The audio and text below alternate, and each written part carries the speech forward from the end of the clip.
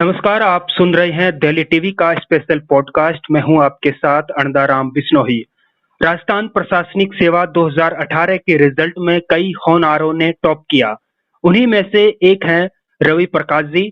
जी हाँ, मैं बात कर रहा हूं रवि प्रकाश जी की, जिन्होंने आरएएस 2018 के रिजल्ट में 16वीं रैंक हासिल की है और इस वक्त सर हमारे साथ खुद जुड़ चुके हैं। सर, सबसे पहले तो मैं आपका तहे दिल से शुक्रिया अदा करना चाहूंगा कि आपने कीमती वक्त निकाला हमारी ऑडियंस के लिए। जी, बहुत बहुत धन्यवाद अंधाराम जी आपका। हाँ, बिल्कुल सर।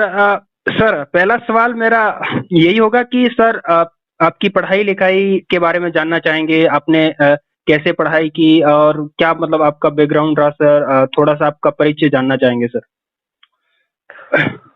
जी जी, मेरी प्रारंभिक शिक्षा जो क्लास 10 तक है वो गांव की एक सरकारी स्कूल से हुई। राजकीय उच्च माध्यमिक विद्यालय गंगानी से मैंने अपनी प्रारंभिक शिक्षा पूरी की 10वीं तक।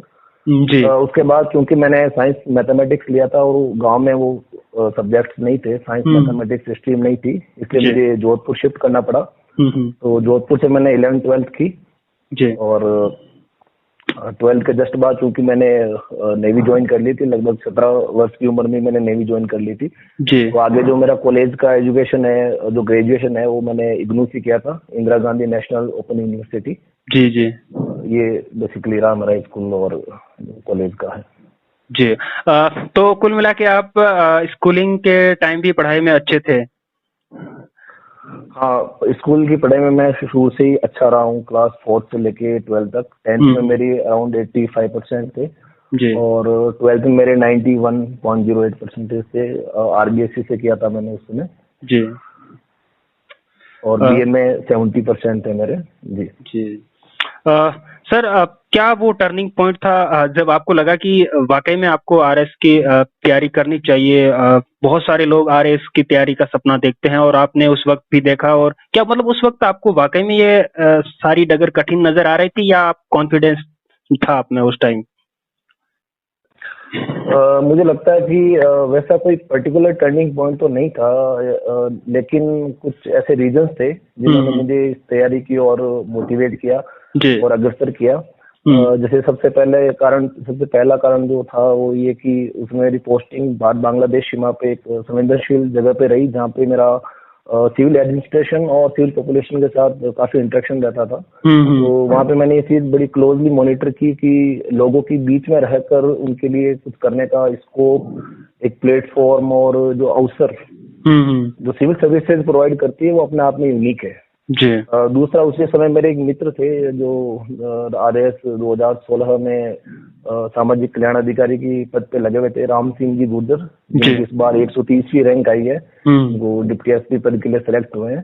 तो उनसे भी मेरा इंटरेक्शन उस समय काफी बढ़ गया था और जो उन्होंने मुझे सिविल सर्विसेज के बारे में फीडबैक दिया था वो काफी इंकरेजिंग किया और काफी उनका भी एक एनकरेजमेंट रहा मेरे लिए भी कि आप भी कर सकते हो। जब मैंने सिलेबस वगैरह देखा मुझे लगा कि हाँ, ये मेरे विद इन रीच है, मैं कर सकता हूँ। बाकी एक बचपन से भी था, एक प्रशासनिक सेवा में जाने की इच्छा थी और आरएस के थ्रू मुझे लगा कहीं ना कहीं एक अवसर मिला है। बाकी जैसा कि आप जानते ही हो कि राजस्थान प्रशासनिक सेवा में आरएस है जो सर्वोच्च प्रशासनिक सेवाएं हैं और इसका अपना एक चार्म है। जी। तो ये था मेन रीजन। तो जी बिल्कुल सर।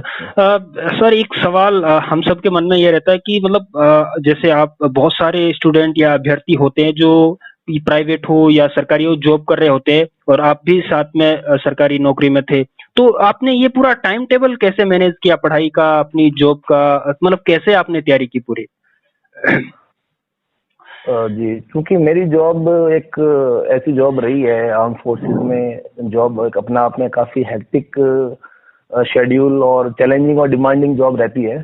फिक्स शेड्यूल नहीं होता, 24/7 की जॉब रहती है। तो रेगुलर स्टडी तो मुझे कभी याद आता नहीं है कि मैं जॉब में रहते हुए कभी रेगुलर स्टडी कर पाया। जी कई बार ऐसे दिन भी थे, जैसे 4-4, 5-5 दिन ऐसे निकल जाते थे कि पढ़ना तो बहुत दूर की बात है, मैं अपने बुक्स की तरफ देख भी नहीं पाता था। लेकिन एक चीज मैंने बिल्कुल ठान रखी थी कि जितना भी मुझे टाइम मिलता है, 5 मिनट 10 मिनट जितना भी टाइम मिलता है, मैं उसको वेस्ट नहीं करूंगा, उसको यूटिलाइज करूंगा। और बाकी मैंने अपना लीव मैनेजमेंट इस तरीके से कर रखा था कि एग्जाम से पहले मैं छुट्टी ले लेता था और छुट्टी के टाइम मैं मेक श्योर करता था कि मेरा 1 मिनट भी खराब ना हो। उसमें मैं 14 से 15 घंटे तक पढ़ाई करता था। तो अगर जी। मुझे लगता है कि टाइम मैनेजमेंट अगर अच्छे से किया जाए और जो बहुत सारा टाइम फालतू की चीजों में चला जाता है, जैसे सोशल मीडिया, फेसबुक, इंस्टाग्राम और फालतू के सोशल कॉन्टेक्ट, तो अगर उन चीजों को अच्छे से मैनेज किया जाए तो मुझे लगता है कर सकते हैं आप। जी। तो सर आप मतलब आपका ये पहला प्रयास था या आप कब कौन से साल में शुरू की थी आपने तैयारी? कितना टाइम लगा यहाँ तक इस पूरे मुकाम को हासिल करने में, 16वीं रैंक तक पहुंचने में? जी, ये बिल्कुल ये मेरा फर्स्ट अटेम्प्ट था। जी। और जो जहाँ तक मुझे याद आ रहा है, इसका नोटिफिकेशन अप्रैल 18 में आया था और मैंने फेब 18 के आसपास इसके बारे में सोचना शुरू किया था। और जब नोटिफिकेशन आ गया, क्योंकि उसमें मेरी पोस्टिंग भारत बांग्लादेश सीमा पे थी, बॉर्डर पे थी, तो बहुत ज्यादा मेरे को टाइम नहीं मिलता था। जी। और अक्सर ये बोला जाता है जैसे कि मेंस की तैयारी पहले करनी चाहिए और प्री की बाद में करनी चाहिए, तो मेरे साथ ऐसा नहीं हुआ। मैं तो बड़ा मुश्किल से प्री की तैयारी कर पाया था उसमें। और अच्छा। मेंस की तैयारी फिर मैंने प्री के बाद ही की थी। अच्छा अच्छा। जी बिल्कुल।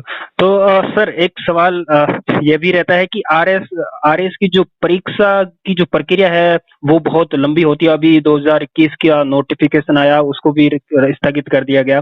तो ये इस टाइम ज्यादातर स्टूडेंट डिमोटिव हो जाते हैं, एक बहुत लंबी प्रक्रिया होती है। तो आप कैसे पॉजिटिव अप्रोच रखते थे? हालांकि आप जॉब में थे, वो एक आपके लिए प्लस पॉइंट था।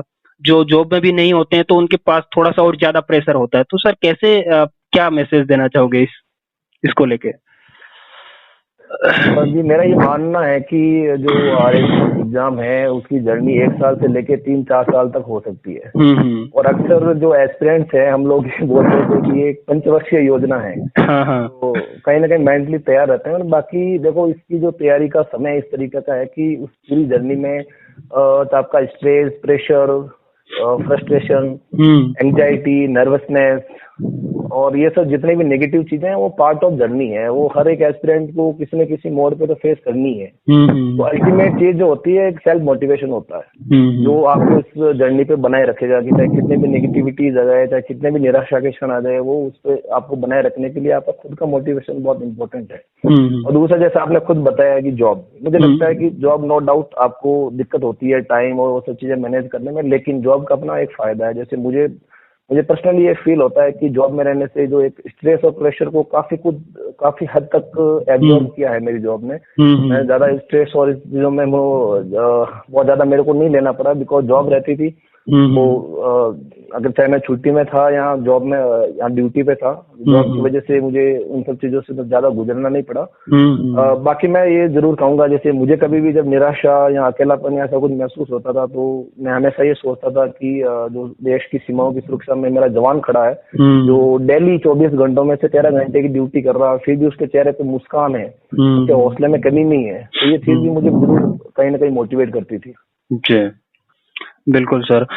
सर आपकी रैंक 16वीं थी, तो अब क्या मतलब जो आम मतलब जो औसतन एवरेज नंबर लाते हैं स्टूडेंट या जो एस्पिरेंट्स होते हैं, तो उनके मन में ये सवाल जरूर रहता होगा कि क्या टॉपर्स पहले से ही इतने कॉन्फिडेंस में रहते हैं या कैसे वो तैयारी करते हैं? क्या वाकई में आपको पता था कि आप टॉप करोगे, इतनी अच्छी रैंक आएगी?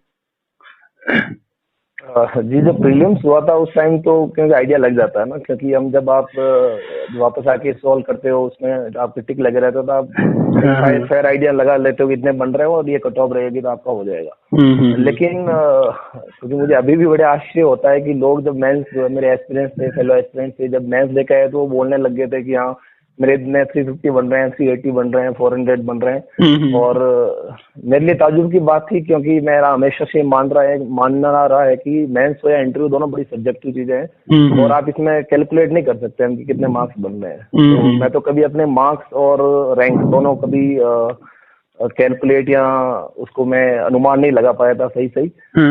तो रैंक 16 आएगी इसके बारे में ना तो मैं श्योर था और ना मुझे ये इस चीज के बारे में मैं निश्चित था कि इतना आएगा। लेकिन हाँ, कहीं ना कहीं मुझे ये मालूम था कि अंडर 100 रैंक अपनी आ जाएगी। जी बिल्कुल सर। जिस तरीके से पेपर्स हुए थे। कोचिंग को लेकर बड़ा कंफ्यूजन रहता है ज्यादातर जो तैयारी करते हैं। क्या मतलब आपको क्या लगता है, आपने भी क्या मतलब कोचिंग का ऑनलाइन ऑफ कहीं सहारा लिया था, या मतलब आप क्या मानते हो कितना रोल होता है? जी, क्योंकि मैं इंडियन नेवी के 2 एग्जाम्स मैंने क्लियर किए थे और उसके बाद बीएसएफ में जो असिस्टेंट कमांडेंट का एग्जाम है वो यूपीसी कंडक्ट करती है, वो भी मैंने क्लियर किया। उसके बाद आरएएस है। तो मैंने तो कभी किसी तरीके से इस प्रकार से कोचिंग नहीं ली थी। हाँ, आरएएस में मैंने मेंस की टेस्ट सीरीज के लिए भाटिया आश्रम की जोधपुर ब्रांच से मैं जुड़ा हुआ था जी। और मॉक के लिए मैंने एक मॉक दृष्टि और निर्माण आईएएस में दिया था, जिसकी वीडियो यूट्यूब पे भी अवेलेबल है। इसके अलावा मेरा किसी भी कोचिंग से किसी भी प्रकार का कांटेक्ट या जुड़ाव नहीं रहा है। जनरली क्या होता है कि जब ये आपके इस प्लेटफॉर्म के माध्यम से मैं बहुत सारे स्टूडेंट्स को भी ये संदेश देना चाहता हूँ। जनरली क्या होता है कि जैसे आप कहीं पे मॉक देने जाते हो, उसके बाद वो कोचिंग सेंटर वाले इस तरीके से दिखाते हैं कि मतलब हमसे कोचिंग ली है या हमारा ये स्टूडेंट रहा है। जैसे मैं ना तो मैं दृष्टि का स्टूडेंट रहा हूँ, ना निर्माण आईएएस का रहा हूँ। जो भी मेरा थोड़ा बहुत जुड़ाव रहा है, मेंस की टेस्ट सीरीज हो या गाइडेंस हो, मैं भाटिया आश्रम से जुड़ा रहा था। अच्छा जी, बिल्कुल सर। अब ज्यादातर सर जो एस्पिरेंट्स या फिर जो अभी फ्रेशर हैं, मतलब अभी उनका मन बना है आरएएस की तैयारी की जाए, तो उनके लिए क्या सर मैसेज देना चाहोगे, क्या टिप्स देना चाहोगे?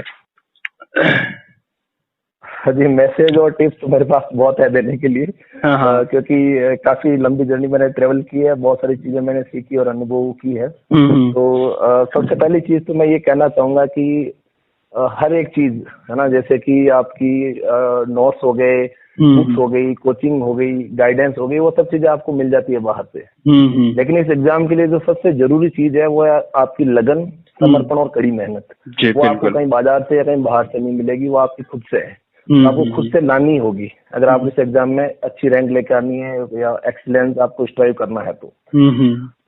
दूसरी चीज ये है कि कोई भी एग्जाम हो, देखो तैयारी पूरी नहीं होती है। आप कितना भी पढ़ लो, हमेशा आपको लगेगा कि यार ये छूट गया या मुझे और पढ़ना है। तो अल्टीमेट चीज होती है आपका अपना मोरल, जिसको आप मनोबल भी बोलते हैं, वो हमेशा हाई होना चाहिए।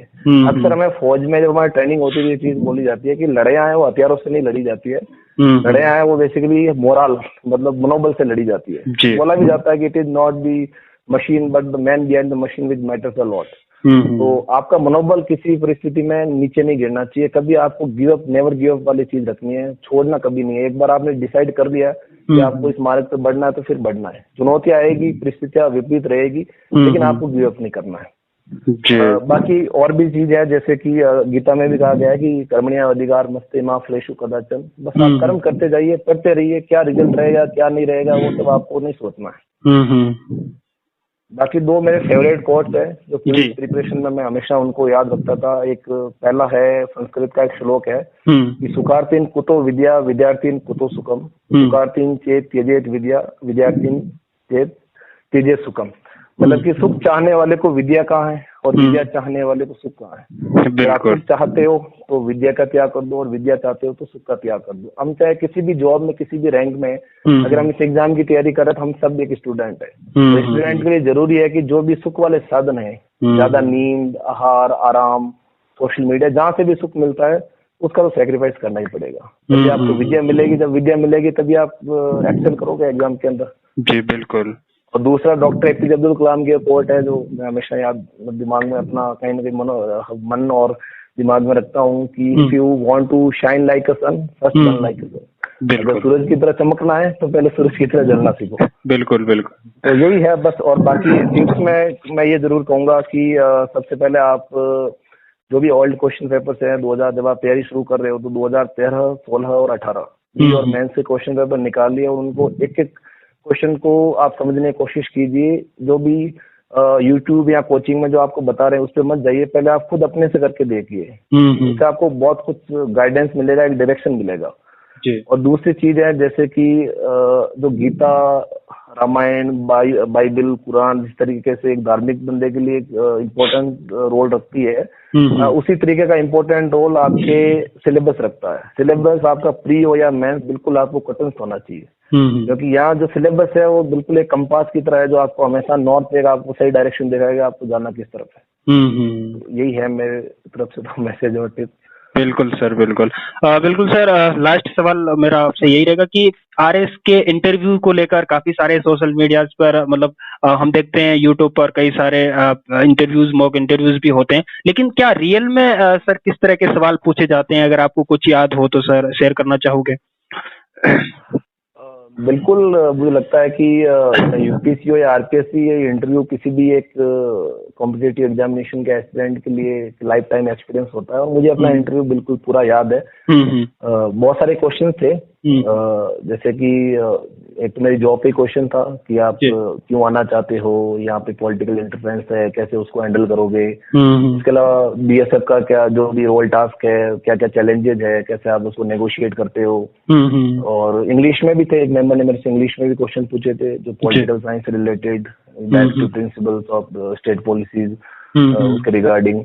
और बाकी ये भी था कि नेवी से आप बीएसएफ में नेवी क्यों छोड़ दिया, बीएसएफ में क्यों आ गए, फिर बीएसएफ से छोड़ के जब आप यहाँ होगे तो यहाँ क्या करोगे, आपकी क्या प्राथमिकताएं रहेगी। उस समय एग्रो फार्म एक्ट, जो फार्म एक्ट काफी चर्चा में थे, तो उसके बारे में भी काफी सारे क्वेश्चन थे। यही थे मोटे मोटे। जी बिल्कुल सर, मैं एक बार फिर से आपका शुक्रिया अदा करना चाहूंगा कि आपने कीमती वक्त निकाला हमारी ऑडियंस के लिए और इस पॉडकास्ट में आप शामिल हुए। सर बहुत बहुत शुक्रिया। बहुत बहुत धन्यवाद अंतराम जी, बहुत बहुत धन्यवाद अंतराम जी। बिल्कुल सर।